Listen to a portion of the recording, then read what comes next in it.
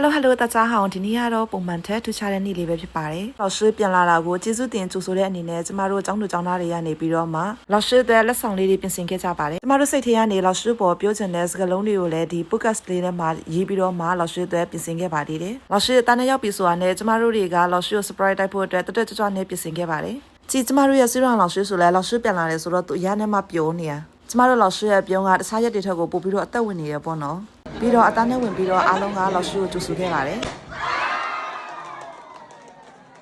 老师ခုလိုပြန်လာပေးတဲ့ကျေးဇူးအများကြီးတင်ပါတယ်။老师နဲ့အတူတူတည်သားဝူကြီးတက်လာတဲ့အတွက်ကြောင့်မို့လို့ပြီးရတဲ့အထိ老师နဲ့ပဲအတူတူတက်ချင်ပါတယ်။ဒါတင်ပြီးတော့ကျမတို့老师နဲ့အတူအမတ်တရားဓာတ်ပုံလေးတွေလည်းရိုက်လိုက်ပါသေးတယ်။